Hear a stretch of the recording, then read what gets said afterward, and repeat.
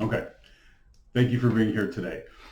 What I'm doing is I'm presenting a case against the government of Canada. I'm going to speak to you like you're a police officer because the point of this is between me and the government of Canada, the line would be the police. So the case that I'm making is a case of Christ.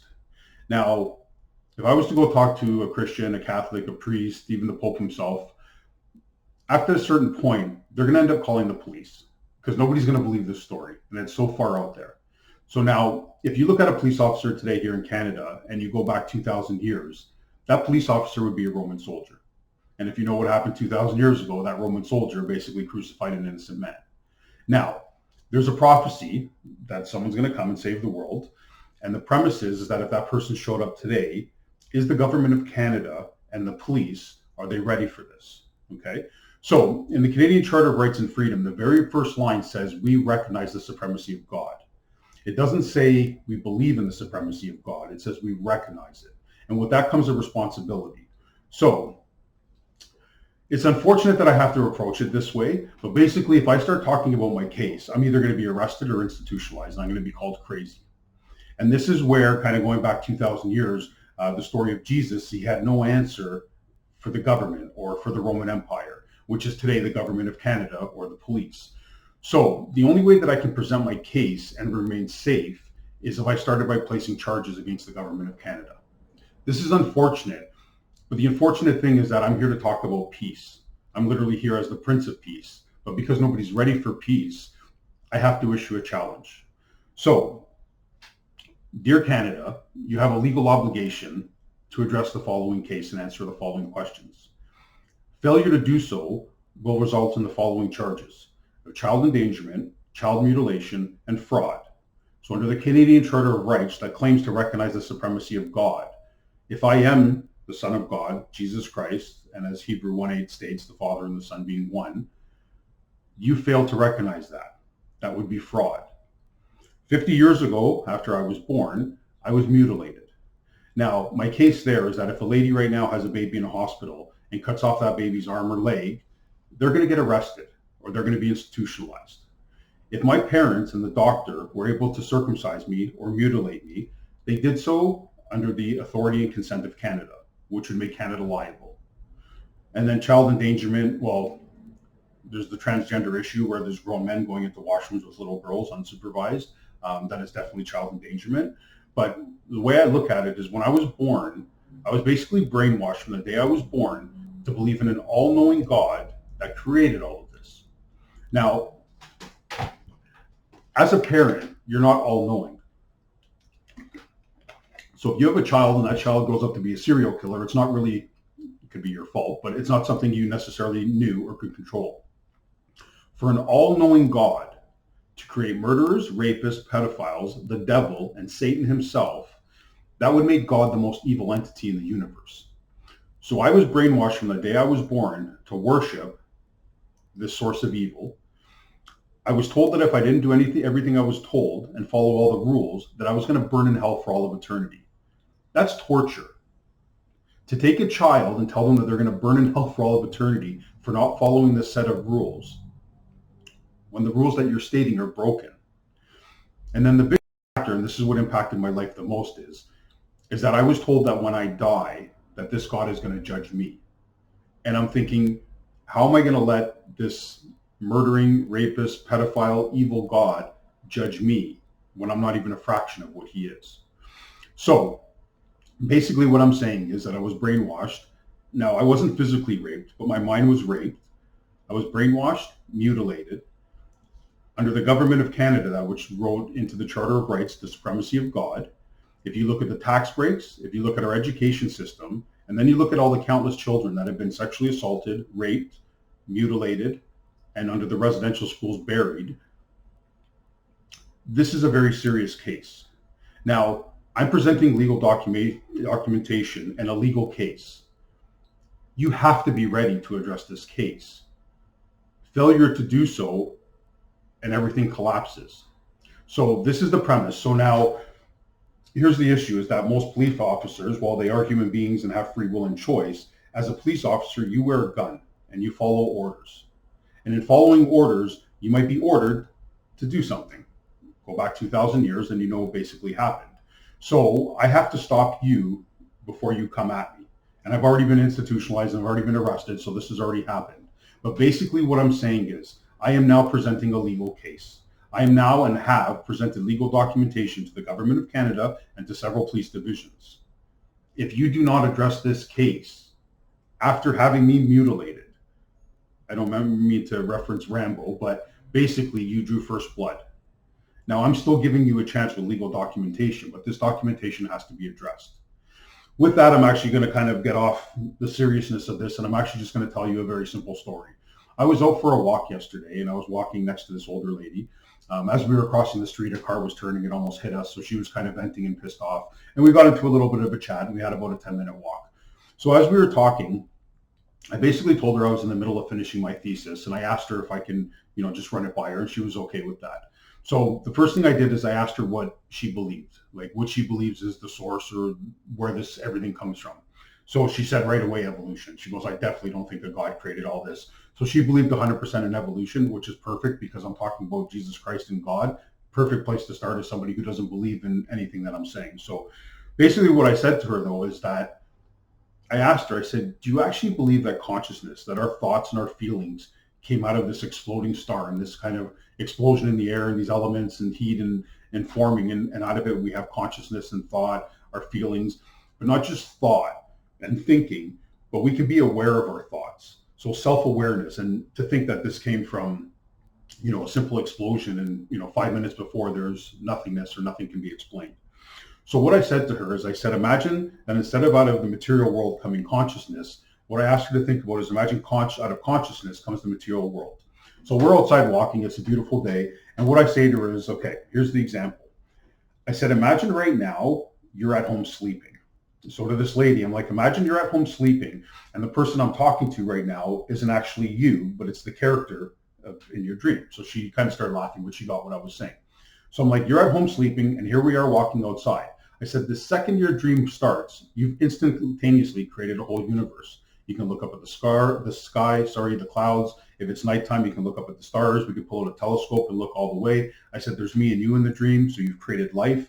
I said, if I cut myself right now, I can get stitches. You can see me bleed. If we went to a hospital in your dream, we could see a mother giving birth and we can see life. So the second your dream starts, you've created a whole universe.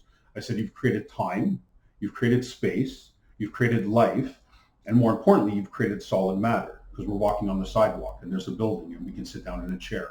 On top of all these things, and I didn't mention this to her, but I remembered it afterwards, I'm in your dream. I'm not actually in your dream, so I'm you. But the fact that I'm acting independently in your dream, and if it was like a nightmare and some guy's chasing you with an axe, you've also created free will because you're not controlling me, so I have freedom within your dream. And then the other thing is you've also created 2 dimensions of time because the time within your dream is not the same as the time in reality or outside of your dream. So you literally created 2 dimensions. You've created 2 dimensions of time and those functioning at different rates of speed. So my point to her, and I didn't call her petty, but I'm saying if our petty minds can do this and create a whole universe, life, time, space, solid matter, free will, and 2 separate dimensions, then why couldn't God or the universe with their consciousness? So basically what I was saying is, imagine that this is God's dream. Imagine that this is God's consciousness. So from there, I jumped quickly to a story. We still had a couple of minutes left on our walk, so I was able to continue. And what I told her was this story, and I don't know if I've ever told you this story, but it was about when I woke up in a dream. So about 20 years ago, my buddy Andre says, if you see your hands in your dream, you can wake up and you can control your dream. So we tried, and for like 6 months, nobody can do it. But imagine like 6 months later, sorry, I'm like sweating like mad. Imagine like 6 months later, I was walking and in my dream, I see my hands. And all of a sudden now I can control my dream. I had to see if it worked. I went through the story with her. I won't go through all the detail, but first thing I want to win the Stanley Cup with the Leafs. This is how I knew that I was awake, was because within my dream, and as the character in my dream, I was asking myself what time it is outside of my dream. If it's 4 o'clock in the morning and I have time, or if it's 7:29 and my alarm's about to go off, I'm about to be woken up. So in order to see if this worked, I gave up winning the Stanley Cup because that would take too long. I picked a very simple task to have happen. It manifested, it happened, and it worked. I woke up. The key to this, and what I said to this lady, is that our dreams are all energy. and we're all energy, and this whole universe is energy, and potentially the same energy. So if one of us, or if I'm capable of waking up in my dream, then why can't one of us wake up in this material world? And that's basically the premise of a Messiah, a neo-figure, or Christ, is basically somebody would wake up and the Father, Son, Alpha, the Omega, beginning and the end. I don't know if you've seen the yin yang symbol. They've actually quantum entangled two particles, and that's basically what it is. The pictures I have, over on this side here, it doesn't matter which way you look at it, whether it's the cave simile, in and out of the cave, darkness or light, whether it's the yin yang, in quantum physics, it's the particle or the wave, heaven or earth, multiverse in our universe, binary code is 0 and 1, or you can make it 1 and 2. It's basically two sides, it's this binary. So to wake up within the dream and entangle yourself within the dream would basically be the potential to reset or heal the entire world. So it goes really deep, but the main premise is that unless the government and the police are ready to hear the story, there's almost not even a point in me beginning. They have to be willing to address the case, and that's where the legal charges would come in, because if they're not willing to address or listen to the case, then this just becomes a complete mess. So I'm going to talk a little bit just quickly about time. I've never done this analogy with you, but imagine you're sitting here and you think you're living within the present moment, and you think you live within time. There's no such thing as time. So imagine right now you're sitting here, and imagine there's a TV on both sides of you. So imagine you look this way and you're looking into the past, and you basically see whatever your memory is playing or whatever's projecting on the screen. It's not real, it's just an image, and that's your past.